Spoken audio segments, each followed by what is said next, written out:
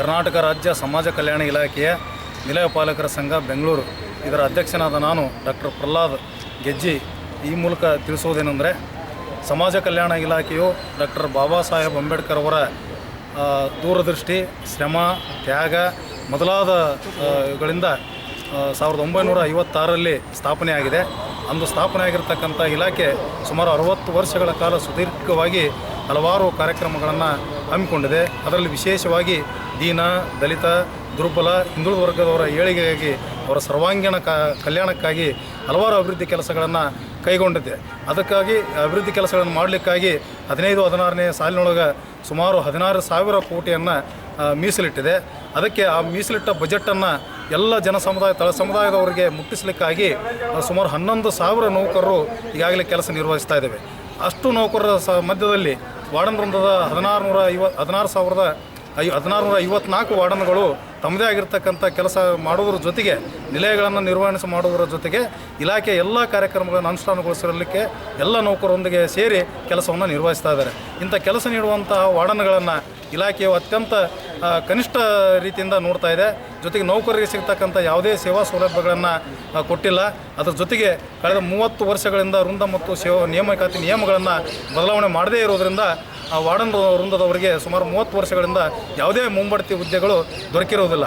ಹೀಗಾಗಿ ವಾರ್ಡನ್ ವೃಂದದವರು ಸಾಕಷ್ಟು ತಮ್ಮ ಕಾರ್ಯಕ್ಷಮತೆಯಲ್ಲಿ ಸ್ವಲ್ಪ ನೊಂದುಕೊಂಡು ಹೋಗಿದ್ದಾರೆ. ಹೀಗಾಗಿ ಕೆಲಸ ಮಾಡಲು ಆಸಕ್ತಿಯನ್ನು ಇತ್ತೀಚೆಗೆ ಕಳೆದುಕೊಳ್ತಾ ಇದ್ದಾರೆ. ಅದರ ಜೊತೆಗೆ ಯಾಕೆ ವಸ್ತು ಸಮಸ್ಯೆಗಳಾಗಿದ್ದಾವೆ ಅಂತಂದರೆ, ರಾಜ್ಯ ತುಂಬ ಇರತಕ್ಕಂಥ ಎಲ್ಲ ನಿಲಯಗಳ 1717 ವಿದ್ಯಾರ್ಥಿ ನಿಲಯಗಳಿವೆ. 1717 ವಿದ್ಯಾರ್ಥಿ ನಿಲಯಗಳಲ್ಲಿಯೂ ಕೂಡ ಸಾಕಷ್ಟು ಸಮಸ್ಯೆಗಳನ್ನು ಫೇಸ್ ಮಾಡ್ತಾ ನಮ್ಮ ವಾರ್ಡನ್ಗಳು ಕೆಲಸವನ್ನು ನಿರ್ವಹಿಸ್ತಾ ಇದ್ದಾರೆ. ಅದರ ಜೊತೆಗೆ ದಿನನಿತ್ಯವೂ ವಿದ್ಯಾರ್ಥಿಗಳಿಗೆ, ಮೆಟ್ರಿಕ್ ಪೂರ್ವ ವಿದ್ಯಾರ್ಥಿಗಳಿಗೆ 1,100 ರೂಪಾಯಿ, ಮೆಟ್ರಿಕ್ ನಂತರದ ವಿದ್ಯಾರ್ಥಿ ನಿಲಯಗಳಿಗೆ 1,200 ರೂಪಾಯಿ ಭೋಜನ ದರವನ್ನು ಊಟ ಮತ್ತು ಉಪಹಾರ ನೀಡಲಿಕ್ಕೆ ಸರ್ಕಾರ 2015-16ನೇ ಸಾಲಿನಲ್ಲಿ ಘೋಷಣೆ ಮಾಡಿದೆ.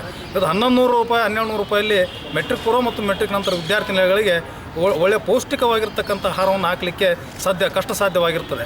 ಏಕೆ ಅಂತಂದರೆ ದಿನವೊಂದಕ್ಕೆ 38ರಿಂದ 40 ರೂಪಾಯಿ ಒಂದು ದಿನಕ್ಕೆ ಪ್ರತಿಯೊಬ್ಬ ವಿದ್ಯಾರ್ಥಿಗೆ ಬೀಳ್ತದೆ. ಅದರಲ್ಲಿ 2 ಊಟವನ್ನು ನೀಡಬೇಕು, ಒಂದು ಉಪಹಾರವನ್ನು ನೀಡಬೇಕು, ವಾರಕ್ಕೆ 3 ಬಾಳೆಹಣ್ಣು, 3 ತತ್ತಿ, ವಾರಕ್ಕೊಂದು ಚಿಕನ್ನು ಮತ್ತು ಸಿಹಿ ಪದಾರ್ಥಗಳನ್ನು ನೀಡಬೇಕಾಗಿದೆ. ಇದೊಂದು ಎಲ್ಲವನ್ನು ನೀಡಲಿಕ್ಕೆ ಭಾಳಷ್ಟು ಕಷ್ಟ ಸಾಧ್ಯವಾಗ್ತಾ ಇರೋದರಿಂದ ರಾಜ್ಯಾದ್ಯಂತ ವಿದ್ಯಾರ್ಥಿ ನಿಲಯಗಳ ವಿದ್ಯಾರ್ಥಿಗಳು ಮತ್ತು ವಾರ್ಡನ್ಗಳು ಅತ್ಯಂತ ಸಂಘರ್ಷಮಯವಾಗಿರ್ತಕ್ಕಂಥ ವಾತಾವರಣದಲ್ಲಿ ಕಾಲ ಕಳೆಯುವಂಥ ಪರಿಸ್ಥಿತಿ ಎದುರಾಗಿದೆ. ಇದಕ್ಕೆಲ್ಲ ಕಾರಣ ಅಂತಂದರೆ ಇಲಾಖೆಯ ಒಂದು ಧೋರಣೆಯೇ ಕಾರಣ ಅಂತಂದು ಹೇಳ್ಬೋದು. ಯಾಕೆಂತಂದರೆ ಇವತ್ತು ಜೈಲುಗಳಿರ್ತಕ್ಕಂಥ ಸಾಮಾಜಿಕ ಅಪರಾಧಗಳಲ್ಲಿ ಭಾಗವಹಿಸಿರ್ತಕ್ಕಂಥ ಕೈದಿಗಳಿಗೆ ಇವತ್ತು ಸುಮಾರು 75ರಿಂದ 80 ರೂಪಾಯಿ ಪ್ರತಿ ಕೈದಿಗೆ ದಿನವೊಂದಕ್ಕೆ ಖರ್ಚು ಮಾಡ್ತಾ ಇದ್ದಾರೆ. ಆದರೆ ಈ ಬೆಳೆಯುವಂಥ ಮಕ್ಕಳಿಗೆ ದಿನವೊಂದಕ್ಕೆ 38 ರೂಪಾಯಿ ಖರ್ಚು ಮಾಡಲಾಗ್ತಾ ಇದೆ. ಅದ್ರ ಜೊತೆಗೆ ನಿರಾಶ್ರಿತ ಪರಿಹಾರ ಕೇಂದ್ರ ಇರತಕ್ಕಂಥ ಏನು ನಾವು ಇವತ್ತು ಭಿಕ್ಷುಕರು ಅಂತ ಕರಿತೀವಿ, ಅವರಿಗೂ ಕೂಡ ಗ್ರಾಮ ಲೆಕ್ಕದಲ್ಲಿ ಅವರಿಗೂ ಕೂಡ 3,500 ರೂಪಾಯಿಯನ್ನು ತಿಂಗಳಿಗೆ ನಾವು ಖರ್ಚು ಬರೆಸ್ತಾ ಇದ್ದೇವೆ. ಆದರೆ ಇಲಾಖೆ ಮಕ್ಕಳಿಗೆ ನಾವು ಭಾಳಷ್ಟು ತೊಂದರೆಯನ್ನು ಆಗ್ತಾಯಿದೆ.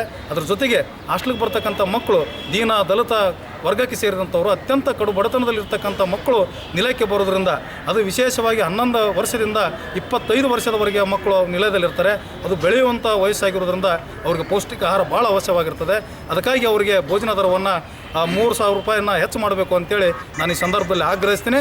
ಅದ್ರ ಜೊತೆಗೆ ಮೂಲಭೂತ ಸೌಲಭ್ಯಗಳಾಗಿರ್ತಕ್ಕಂಥ ವಿದ್ಯಾರ್ಥಿಗಳಿಗೆ ಸಮವಸ್ತ್ರ ಆಗಿರ್ಬೋದು, ಕಟಿಂಗ್ ಆಗಿರ್ಬೋದು, ಅವ್ರು ನೀಡ್ತಕ್ಕಂಥ ಲೇಖನಿ ಸಾಮಗ್ರಿಗಳಾಗಿರ್ಬೋದು, ಸಂಕೀರ್ಣ ವಸ್ತುಗಳ ಸಾಮಗ್ರಿಗಳಾಗಿರ್ಬೋದು, ಅವೆಲ್ಲದ ದರಗಳನ್ನು ಇವತ್ತಿನ ಮಾರುಕಟ್ಟೆಗೆ ಅನುಗುಣವಾಗಿ ಬೆಲೆಗಳನ್ನು ಹೆಚ್ಚು ಮಾಡ್ತಕ್ಕಂಥದ್ದು ಅತ್ಯಂತ ಅನಿವಾರ್ಯವಾಗಿದೆ. ಆದರೆ ಆ ನಿಟ್ಟಿನಲ್ಲಿ ದಯಮಾಡಿ ಸರ್ಕಾರ ಮತ್ತು ಇಲಾಖೆ ಮುಖ್ಯಸ್ಥರು ಕ್ರಮವಹಿಸಬೇಕು ಅಂತೇಳಿ ಸಂದರ್ಭದಲ್ಲಿ ಕೇಳ್ಕೊಳ್ತೇನೆ. ನಾವು ಹಲವು ಬಾರಿ ಇಲಾಖೆಯಿಂದ ಇದರ ಬಗ್ಗೆ ಹಲವಾರು ಮನವಿಗಳನ್ನು ಸಲ್ಲಿಸಿದ್ದೇವೆ. ನೌಕರರಿಗಿರ್ತಕ್ಕಂಥ ಸಮಸ್ಯೆಗಳ ಬಗ್ಗೆ ಮನವಿಗಳನ್ನು ಸಲ್ಲಿಸಿದ್ದೇವೆ, ವಿದ್ಯಾರ್ಥಿಗಳಾಗಿರ್ತಕ್ಕಂಥ ಸಮಸ್ಯೆಗಳ ಬಗ್ಗೆ ಮನವಿಗಳನ್ನು ಸಲ್ಲಿಸಿದ್ದೇವೆ.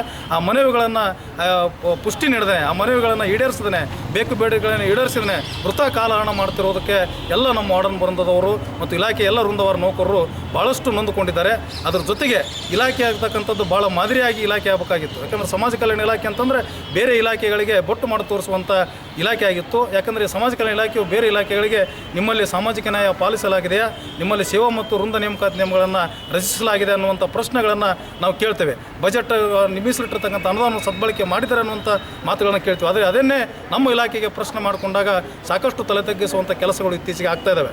ಇಷ್ಟೆಲ್ಲ ನೌಕರು 11,000 ನೌಕರು ಇಲಾಖೆಯಲ್ಲಿ ಸಮರ್ಥವಾಗಿ ಹಗಲಿರುಳು ಶ್ರಮವಹಿಸಿ ಕೆಲಸ ಮಾಡ್ತಾ ಇದ್ದರೂ ಕೂಡ ಇಲಾಖೆ ನೌಕರರಿಗೆ ಕೊಡ್ತಕ್ಕಂಥ ಸೇವಾ ಸೌಲಭ್ಯಗಳನ್ನು ಮುಂಬಡ್ತಿಯನ್ನು ಕೊಡದೇ ಸಾಕಷ್ಟು ಅನುಭವಿಕ ಅಧಿಕಾರಿಗಳಿದ್ದಾರೆ ಇಲಾಖೆಯಲ್ಲಿ.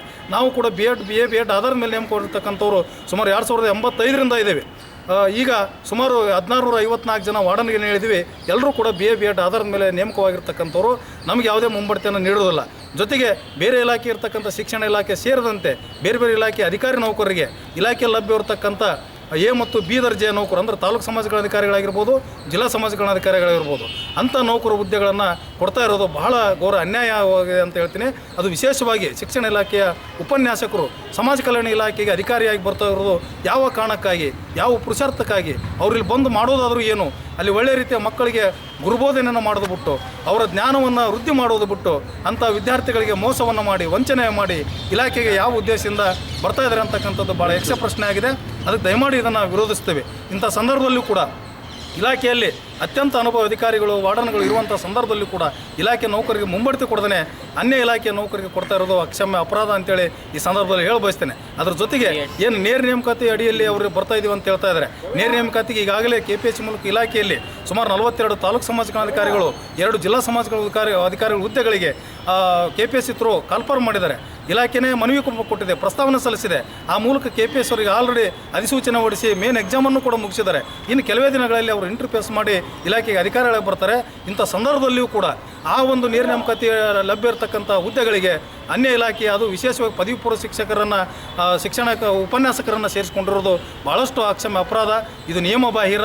ಇದನ್ನು ಸುಪ್ರೀಂ ಕೋರ್ಟ್ ಮತ್ತು ಹೈಕೋರ್ಟ್ ಮಾನ್ಯ ಘನ ನ್ಯಾಯಾಲಯಗಳು ಕೂಡ ಇದನ್ನು ಚೀಮಾರಿ ಹಾಕಿದರೂ ಕೂಡ ಅವ್ರನ್ನ ತೆಗೆದುಕೋಬಾರ್ದು, ಅವ್ರನ್ನ ಡೆಪ್ಯುಟೇಷನ್ ಮಾಡ್ಕೋಬಾರ್ದು, ನಿಯೋಜನೆ ಮಾಡ್ಕೋಬಾರ್ದು ಅಂತ ಸ್ಪಷ್ಟವಾಗಿ 2011ರಲ್ಲಿ ಹೇಳಿದರೂ ಕೂಡ ಅವರು ನಿರಂತರವಾಗಿ ಇಲಾಖೆಗೆ ಬರ್ತಾ ಇರೋದು ಭಾಳಷ್ಟು ಇಲಾಖೆ ನೌಕರರಿಗೆ ಅನ್ಯಾಯ ಮಾಡೋದು ಅಲ್ಲದೇ ಈಗಾಗಲೇ ಉದ್ಯೋಗ ವಂಚಿತ ವಿದ್ಯಾವಂತ ಯುವಕರಿಗೂ ಕೂಡ ಅವರ ಹಕ್ಕನ್ನು, ಉದ್ಯೋಗದ ಹಕ್ಕನ್ನು ಅವರು ಕಸಿದಂತಾಗಿದೆ.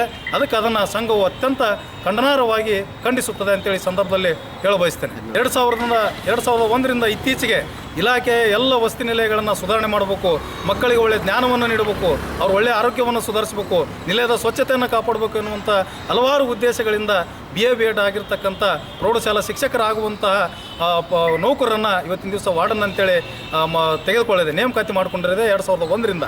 ಆದರೆ ಏನಾಗಿದೆ ಅಂತಂದರೆ ಅದು ಅಲ್ಲಿ ಪ್ರೌಢಶಾಲಾ ಶಿಕ್ಷಕರ ವೇತನವನ್ನು ಕೊಡಬೇಕಾಗಿತ್ತು ವಾರ್ಡನ್ಗಳಿಗೆ. ಅದು ಈವರೆಗೂ ಕೂಡ ಸಂಘದಿಂದ ಮನವಿ ಮಾಡಿದರೂ ಕೂಡ ಪ್ರೌಢಶಾಲಾ ಶಿಕ್ಷಕರ ವೇತನವನ್ನು ಕೊಡದೆ ಪ್ರಥಮ ದರ್ಜೆ ಸಹಾಯಕರ ವೇತನವನ್ನು ಕೊಡೋದ್ರ ಮೂಲಕ ಇಲ್ಲಿ ಕೂಡ ಮಲತಾಯಿ ಧೋರಣೆ ಮಾಡಿದೆ, ಅನ್ಯಾಯ ಮಾಡಿದೆ ಅಂತಕ್ಕಂಥದ್ದನ್ನು ಈ ಸಂದರ್ಭದಲ್ಲಿ ಸ್ಪಷ್ಟವಾಗಿ ಹೇಳಬಯಸ್ತೇನೆ. ಅದಕ್ಕೆ ಎಲ್ಲ ರಿಟೈರ್ಡ್ ಅಥವಾ ರೆಗ್ಯುಲರ್ ನಾವೆಲ್ಲ ರೆಗ್ಯುಲರ್ ವಾರ್ಡನ್ಗಳು 13 ವರ್ಷ ಸರ್ವಿಸನ್ನು ಮಾಡಿದ್ದೇವೆ. 13 ವರ್ಷ ಸರ್ವಿಸ್ ಮಾಡಿದರೆ ಯಾವುದೇ ಪದೋನ್ನತಿ ಬರ್ತಿಲ್ಲ. ಯಾಕೆಂದರೆ ವೃಂದ ಮತ್ತು ನೇಮಕಾತಿ ನಿಯಮಗಳು 1985ರಿಂದ ಈವರೆಗೂ ಬದಲಾವಣೆ ಆಗಿಲ್ಲ. 30 ವರ್ಷಗಳವರೆಗೆ ತಿದ್ದುಪಡಿ ಆಗಿರ್ತಕ್ಕಂಥ ವೃಂದ ಮತ್ತು ಸೇವಾ ನಿಯಮಗಳಿಂದ ನಮಗೆ ಸಾಕಷ್ಟು ಅನ್ಯಾಯ ಆಗಿದೆ. ಅದಕ್ಕೆ ಅವ್ನು ಕೂಡಲೇ ತಿದ್ದುಪಡಿ ಮಾಡಿ ನ್ಯಾಯ ಒದಗಿಸಬೇಕು ಅಂತೇಳಿ ಈ ಸಂದರ್ಭದಲ್ಲಿ ಕೇಳಬಯಸ್ತೇನೆ. ಎಲ್ಲ ಬೇಡಿಕೆಗಳು ಇಷ್ಟೆಲ್ಲ ತೊಂದರೆ ಇದ್ದರೆ ಇಷ್ಟು ವರ್ಷ ಹೆಂಗೆ ಸುಮ್ಮನೆ ಇದ್ರಿ ನೀವು? 2008ರಿಂದಲೂ ನಾವು ಮನವಿಗಳನ್ನು ಕೊಡ್ತಾ ಬಂದಿದ್ದೇವೆ, ಸರ್ಕಾರ ಗಮನಕ್ಕೆ ತಗೊಂಡ್ಬಂದಿದ್ದೇವೆ. ಸುಮಾರು ನಮಗೆ ಬೇಡಿಕೆಗಳ ಪತ್ರಗಳನ್ನು ಕೊಟ್ಟು ಸಾಕಾಗಿ ನಾವು ಬೇಸತ್ತು ಇವತ್ತು ಅನಿವಾರ್ಯವಾಗಿ ಬೀದಿಗಿಳುವಂಥ ಪರಿಸ್ಥಿತಿ ಬಂದಿರೋದ್ರಿಂದ ನಾವು ಇದೇ ತಿಂಗಳ 17 ಮತ್ತು 18ರಂದು 2 ದಿನಗಳ ಕಾಲ ಫ್ರೀಡಂ ಪಾರ್ಕ್ನಲ್ಲಿ ನಾವು ಧರಣಿ ಸತ್ಯಾಗ್ರಹವನ್ನು ಹಮ್ಮಿಕೊಂಡಿದ್ದೇವೆ. ಸರ್, ಈಗ ಧರಣಿ ಸತ್ಯಾಗ್ರಹ ಮಾಡಿದ ಮೇಲೆ ಏನಾದರೂ ಮೆಮೊರಂಡಮ್ ಕೊಡ್ತೀರಾ ಗೌರ್ಮೆಂಟ್? ಕೊಡ್ತೀವಿ, ಮೆಮೊರಂಡಮ್ ಕೊಡಿ. ಈಗಾಗಲೇ ಹಲವು ಬಾರಿ ಕೊಟ್ಟಿದ್ದೇವೆ. ಧರಣಿ ಸತ್ಯಾಗ್ರಹದಲ್ಲೂ ಕೂಡ ಮನವಿಯನ್ನು ಕೊಡ್ತಾ ಇದ್ದೇವೆ. ದಯಮಾಡಿ ಸರ್ಕಾರ ಆ ಕಡೆ ಚಿಂತನೆ ಮಾಡಿ, ಆ ಕಡೆ ಗಮನ ವಹಿಸಿ ಆ ಮನವಿಯನ್ನು ಸ್ವೀಕರಿಸಿ ನಮ್ಮೆಲ್ಲ ಬೇಡಿಕೆಗಳನ್ನು ಕೂಡಲೇ ಈಡೇರಿಸಬೇಕು. ಅದು ವಿಶೇಷವಾಗಿ ಮಕ್ಕಳ ಬೇಡಿಕೆಗಳನ್ನು ಕಡೆ ಆದ್ಯತೆಯನ್ನು ನೀಡಿ ಅವನ್ನ ಬಗೆಹರಿಸಬೇಕು ಮತ್ತು ನಮ್ಮ ಬೇಡಿಕೆಗಳು ಈ ಪ್ರಾಬ್ಲಮ್ 17-18ನೇ ತಾರೀಕು ನಿಮಗೆ ಸೊಲ್ಯೂಷನ್ ಸಿಗಲಿಲ್ಲ ಅಂದರೆ ಸೊ ಮುಂದೆ ಏನು ಮಾಡಬೇಕು? ನಾವು ಮುಂದಿನ ದಿನಗಳಲ್ಲಿ ಮತ್ತೆ ಈಗ ವಿದ್ಯಾರ್ಥಿ ನಿಲಯಗಳನ್ನು ಆರಂಭಿಸೋದ್ರ ಜೊತೆಗೆ ವಿದ್ಯಾರ್ಥಿಗಳಿಗೆ ಊಟ ಉಪಹಾರ ನೀಡೋದ್ರ ಮೂಲಕ ನಾವು ಹೋರಾಟವನ್ನು ಹಮ್ಮಿಕೊಂಡಿದ್ದೇವೆ. ಮುಂದಿನ ದಿನಗಳಲ್ಲಿ ನಮ್ಮ ವಿದ್ಯಾರ್ಥಿಗಳನ್ನು ಕೂಡ ತೊಡಗಿಸಿಕೊಂಡು ರಾಜ್ಯದಲ್ಲಿರ್ತಕ್ಕಂಥ ಎಲ್ಲ ನಿಲಯಗಳನ್ನು ಬಂದ್ ಮಾಡಿ ವಿಧಾನಸೌಧ ಚೆಲ್ಲುವಂಥ ಕಾರ್ಯಕ್ರಮಗಳನ್ನು ಹಮ್ಮಿಕೊಂಡು ಹೋರಾಟವನ್ನು ಅತ್ಯಂತ ತೀವ್ರಗೊಳಿಸ್ತೀವಿ ಅಂತೇಳಿ ಸಂದರ್ಭದಲ್ಲಿ ಹೇಳಬಯಸ್ತೇನೆ. ನನ್ನ ಹೆಸರು ಮಂಜುನಾಥ್ ಕೆ ಅಂತ. ನಮ್ಮ ನಿಲಯ ಪಾಲಕರ ಸಂಘದ ರಾಜ್ಯ ಗೌರವಾಧ್ಯಕ್ಷನಾಗಿ ಕೆಲಸ ನಿರ್ವಹಿಸ್ತಿದ್ದೇನೆ. ಈ ನಮ್ಮ ಬೇಡಿಕೆಗಳು ಏನದವೋ ಶೀಘ್ರದಲ್ಲಿ ಈಡೇರಬೇಕು ಮತ್ತು ಸರ್ಕಾರ ಇದನ್ನು ಶೀಘ್ರದಲ್ಲಿ ಗಮನ ಹರಿಸ್ಬಿಟ್ಟು ನಮ್ಮ ಎಲ್ಲ ಬೇಡಿಕೆಗಳನ್ನು ಈಡೇರಿಸ್ಬೇಕಂತ ಈ ಸಂದರ್ಭದಲ್ಲಿ ನಾನು ಮನವಿ ಮಾಡಿಕೊಳ್ತೇನೆ.